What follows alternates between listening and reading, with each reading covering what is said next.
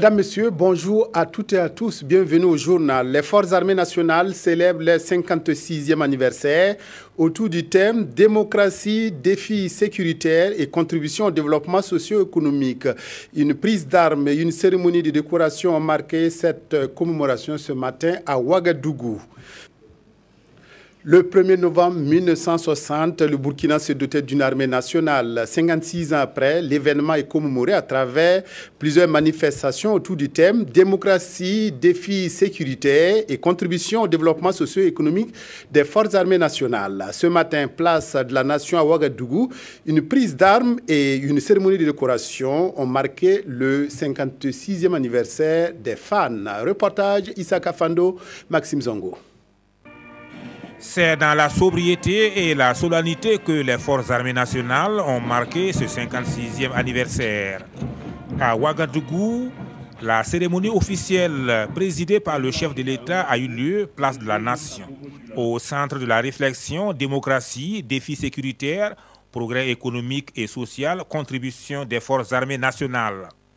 L'institution militaire, dès sa création, s'est vue confiée par la Nation et les autorités politiques, son rôle et sa place dans la communauté nationale afin que, tout en assurant les missions traditionnelles qui sont les siennes, elle puisse participer au développement en étant utile et en s'adaptant au progrès et à l'évolution de l'ensemble de la société. Face aux menaces sécuritaires grandissantes, le président du FASO a insisté sur la nécessité du renforcement du dispositif et appelé à la collaboration à tous les niveaux. Depuis les attaques terroristes du Café Cappuccino, du Splendid Hotel, ainsi que les nombreuses attaques contre les forces de défense et de sécurité le long de nos frontières, la menace terroriste est permanente et les forces de défense et de sécurité doivent agir en anticipation et en réaction afin d'assurer un niveau de sécurité maximal à la population. Moment de souvenir, de réflexion et de projection vers l'avenir, le chef de l'État a tenu à rappeler le rôle et la position de l'armée dans la vie de la nation. C'est devenu une nécessité absolue pour notre armée nationale et nos forces de sécurité de disposer de matériel et d'équipements adéquats pour être à la hauteur des défis sécuritaires actuels et à venir. Dans ce sens, un projet de loi de programmation militaire pour la période 2017-2027 sera soumis à l'Assemblée nationale. Pour terminer, Roch Marc Christian Kaboré a exhorté la chaîne de commandement et l'ensemble du personnel à travailler dans la cohésion, l'unité et la discipline. Pour d'éminents services rendus à la nation, ils étaient plusieurs dizaines à être décorés. La médaille d'honneur militaire pour certains, la médaille militaire ou la médaille commémorative pour d'autres. Autre anniversaire dignement célébré au Burkina, celui de l'insurrection populaire. Dernier acte de cette commémoration, la nuit des martyrs organisée par les familles des victimes. Une nouvelle tribune pour demander que justice soit faite pour ces jeunes qui sont tombés sur le champ de bataille pour la démocratie et la liberté. Reportage Gérard Somé, Moukoun Dabiré. Le temps passe, mais la douleur reste vive dans leur mémoire. Ce soir encore, les familles des victimes de l'insurrection populaire sont là pour rendre hommage à leurs disparus. Ceux-là même qui ont fait l'option de donner leur vie pour sauver la démocratie burkinabé. Cette nuit, c'est juste pour nous communier avec nos martyrs, c'est-à-dire exiger justement la justice. Ces journées des 30 et 31 octobre 2014, Sédou Belem s'en souvient comme si c'était hier. C'est ce jour-là qu'il a vu son petit frère vivant pour la dernière fois. Sorti pour manifester contre la modification de l'article 37, Belem Moubarak, son frère cadet, se retrouve à la morgue sans vie. Cette histoire est celle de bien d'autres jeunes burkinabés tombés ce jour-là. Mais 2 ans après ces tragiques événements, les parents ne cessent de clamer justice. Nous allons dire que les lignes n'ont pas bougé, parce que c'est vrai que ce soit l'insurrection ou le coup d'État, il y a des gens qui ont été identifiés. Nous assistons à des libérations sans communication autour. Nous ne savons pas ce qui se passe. En tant qu'ayant droit ou blessé, Nous restons vigilants sur ces questions. Et nous n'allons pas permettre que ces martyrs-là, la justice ne soit pas rendue pour ces martyrs. Pour ces familles, les martyrs ont donné leur vie pour la cause de la patrie. Et il appartient aux autorités actuelles de tout mettre en œuvre pour qu'enfin justice leur soit rendue au nom de l'unité nationale. Ils nous regardent.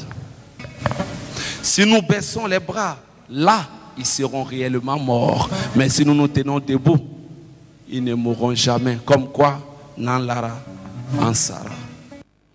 Les familles des victimes de l'insurrection populaire et du putsch manqué du 16 septembre 2015, résidents à Bobo-Dioulasso, ont également été reçus par une délégation gouvernementale à l'image de la rencontre qui s'est déroulée à Ouagadougou avec le président du Faso.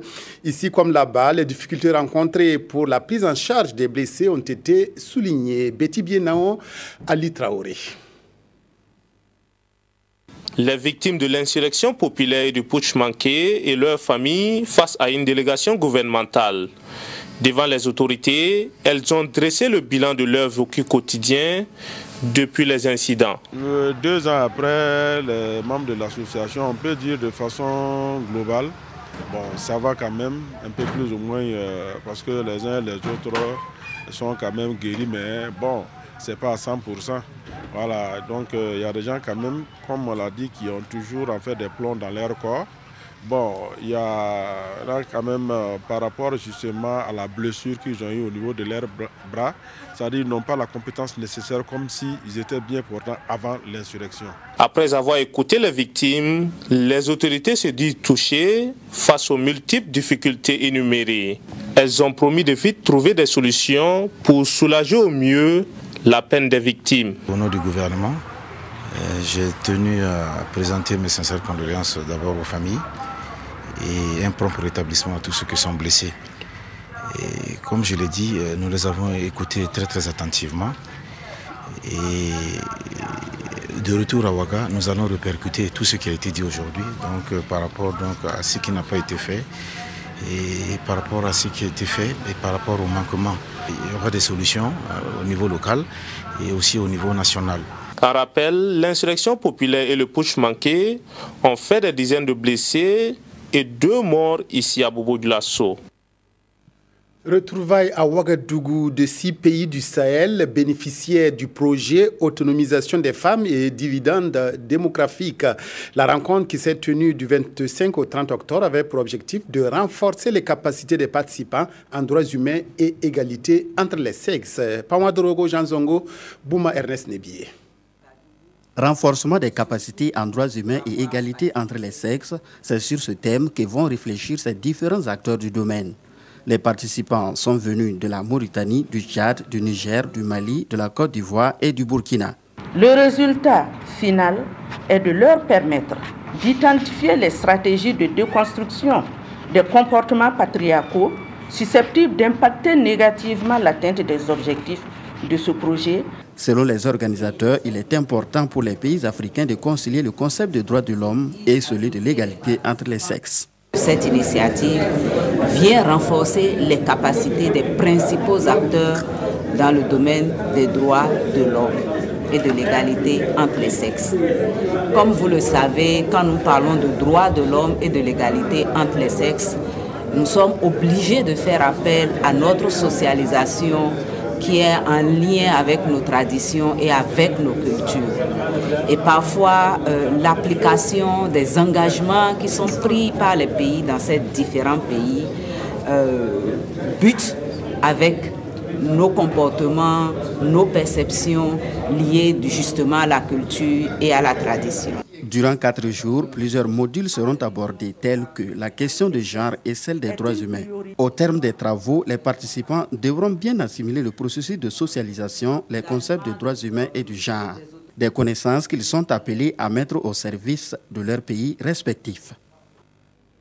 Artisanat africain, entrepreneuriat féminin et protection sociale, le thème de la 14e édition du Salon international de l'artisanat de Ouagadougou qui se déroule depuis le 28 octobre dernier. Hier s'est ouvert un colloque international pour réfléchir autour de ce thème, la modernisation de l'artisanat africain pour améliorer la condition de l'artisane africaine, principale problématique de cette rencontre. Reportage Zouvabiel, David Dabiré et Pascal Canet. Le statut de la femme africaine exerçant dans le domaine de l'artisanat au cœur d'un colloque international. La réflexion est portée par ces experts de l'artisanat et de la prévoyance sociale venus des 4 coins du continent.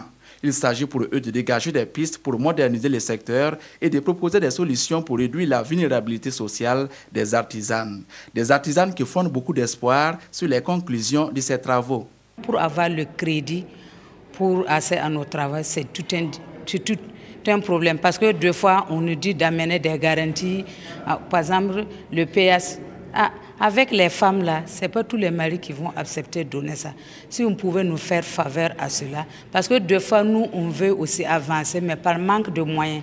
Il y a des expositions, il y a des foires à l'étranger, mais nous on peut pas voler de nos propres frais. L'artisanat contribue à hauteur de 30% au PIB du Burkina Faso et dans cette création de richesse, les femmes sont en première ligne. Un plaidoyer s'impose donc pour améliorer leurs conditions.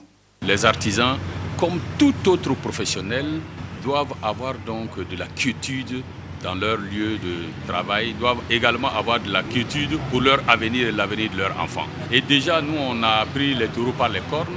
Nous sommes donc en relation déjà avec des partenaires qui vont mettre en place pour nous et pour les artisans un registre et avoir aussi donc la carte professionnelle. Mieux, on va permettre également à chaque artisan d'avoir une assurance maladie. Ce colloque qui connaît la participation de la Commission de l'Union africaine devra servir de référence continentale sur le statut de la femme africaine exerçant dans le domaine de l'artisanat. Promouvoir l'élevage des petits ruminants afin de sortir de nombreuses familles de la pauvreté. Objectif du projet financé par la fondation Bill et Melinda Gates. Ce projet est exécuté en Éthiopie et au Burkina. Au Burkina, il permet à une soixantaine de participants d'être formés. Les précisions d'Ibrahim Sombier, Ismaël Djiloma Sirima. Mettre en relation les acteurs de l'élevage des petits ruminants afin d'obtenir de meilleurs rendements. C'est le but de cette rencontre qui devra définir aux éleveurs une stratégie pour des investissements plus importants en intrants et en travail. Cet atelier qui va nous donner des sillons, nous tracer des plans d'investissement, d'exploitation, élaborer les technologies pour que nous puissions effectivement moderniser l'élevage de cet espace. Et pour nous en tout cas une très grande importance. Le fonds pour la promotion de la filière petit ruminant est destiné à l'Éthiopie et au Burkina Faso. Porté par la FAO, il est d'un coût global de 500 millions de francs CFA pour une durée d'exécution de 15 mois. À la fin de ce projet, nous voulons produire un document que nous allons remettre au gouvernement. Et dans ce document, il y aura des pistes de ce secteur. Comment faire en sorte que tous les maillons soient interconnectés et que le secteur privé puisse s'investir dans ce secteur-là, qui ne reste pas toujours marginal par des petits producteurs éparpillés dans le pays, que ça devienne véritablement rentable pour tous les maillons de la chaîne.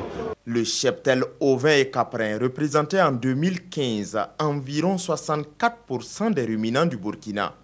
La mise en œuvre de ce projet devrait permettre d'augmenter considérablement ce chiffre et de développer des projets de transformation de la filière. Sortir du cercle vicieux de la pauvreté, lutter contre la malnutrition et l'insécurité alimentaire, objectif d'un projet initié dans la région de l'Est par l'ONG Hélène Keller International.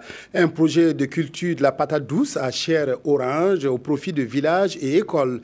2 ans après sa mise en œuvre, des journées promotionnelles de la patate ont été organisées. À Fada, nous retrouvons Amidou Lankwande et Mahamadi Ouedraogo. Des journées promotionnelles pour valoriser la production de la patate douce à chair orange dans la région de l'Est. L'initiative est de l'ONG Hélène Keller International HKI à travers son projet Agrandis.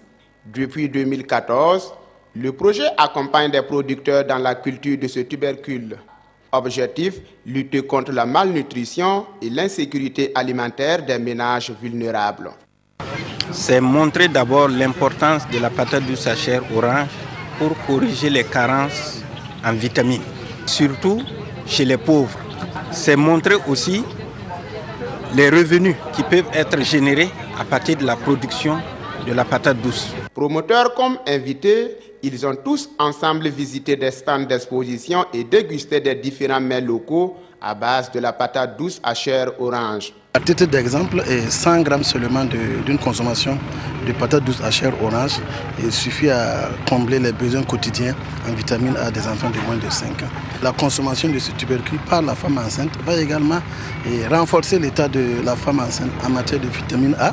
Pour la mise en œuvre effective du projet dans toutes les localités de la région, les promoteurs plaident l'adhésion des populations et surtout l'accompagnement de l'État. Au cours de ces journées promotionnelles, les acteurs de la filière vont également se pencher sur les problèmes liés à la production, à la conservation et à la commercialisation de la patate douce.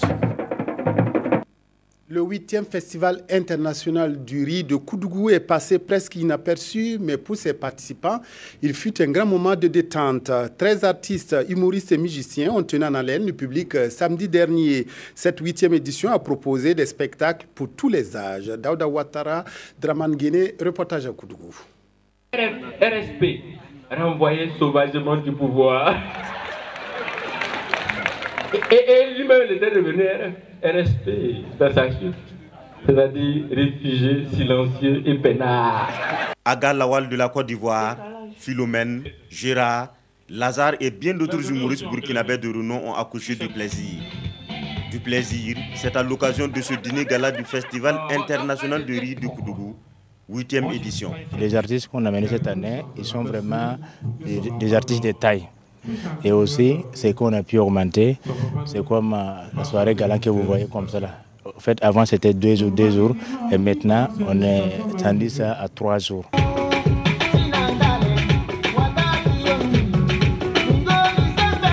Des grosses pointures de la musique burkinabé sont aussi de la fête du groupe artistique ancien. Avec le riz, on arrive à oublier un certain nombre de difficultés. On arrive à sortir de son stress, de souvent l'atmosphère de désespoir qui règne, et on retrouve la joie de vivre. C'est pourquoi un tel festival sera toujours soutenu. Donc s'il me dit 2 balles dans la tête, je tombe, je meurs, pour moi il finit dans le film là quoi. Je ne joue plus. Pour moi il finit. Non. Tiens, ça ne peut pas finir comme ça. Et la patrouille, je dois coucher à la femme de mon patron là, qui va faire ça? L'humour, moi personnellement, bon, en tout cas, je ne savais pas jusqu'à aujourd'hui que j'aimais l'humour autant. C'était vraiment intéressant. Le Festival international du riz de Koudougou a servi aussi un spectacle grand public aux festivaliers et un spectacle pour enfants. La 9e édition est prévue du 27 au 29 octobre 2017 à Koudougou.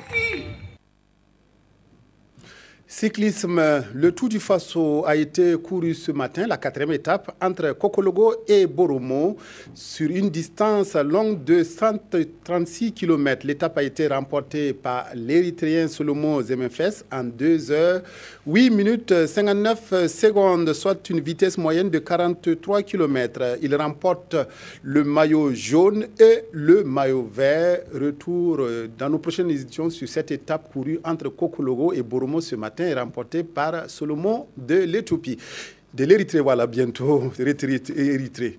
Fin de cette édition, merci d'être resté en notre compagnie. Bonne fête de l'armée et de la Toussaint à toutes et à tous.